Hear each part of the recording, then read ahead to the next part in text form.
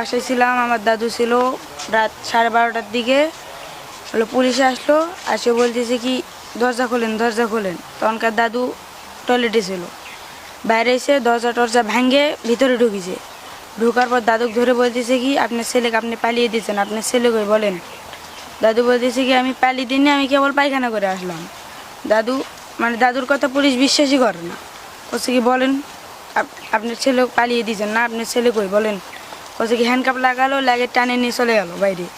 দাদু যাবে না, অনুরোধ করতেছে, পাও ধরতেছিল। এনামুলের বাড়ি গেল, এনামুলের আব্বুক ডাক দিয়ে পুলিশের পা ধরে ক্ষমা চালো। বলছে কি স্যার আমি যাব না। পুলিশ লাথি মারে বলতেছে কি মুরব্বি সরেন। তারপরে মেলাক্ষণ পর 3-4 মিনিট পর বুকে হাত দিল, হাত দিয়ে থুমবার এই দিক দিয়ে আসতে লাগেই মাথা ঘুরে পড়ে গেল। তারপরে আমি দৌড় মারে চলে আসলাম বাড়ি সবাক ডাক দিতে। এই অতটুকু জানি। তোমার নাম কি? আমার নাম মোহাম্মদ রিপন বাবু। তোমার বাবার নাম কি? ইমরান। পুলিশ কয়টা নাগাদ আসছিল? 5টা।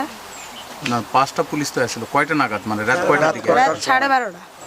তো দরজা কি ভাঙছে? জি দরজা ভাঙছিল, দরজা ভেঙে ভিতরে ঢুকছিল। কিসের দরজা ভাঙছে তোমাদের? এই বাসে ওরা এসে ডাকাডাকি করে নাই? ডাকাডাকি করছিল কিন্তু কেউ উদ্দেশ্য পায়নি তো দরজাটার দিক। আচ্ছা ঠিক আছে। আমাদের বক্তব্য এতটুকুই যে একজন যদি কোনো লোক যে কোনো দোষী হয়ে থাকে, মানে মামলা আসামি হয়ে থাকে, আমরা মনে করব যে কোনো আইন প্রয়োগকারী সংস্থা আইসা তাকেই ধরবে।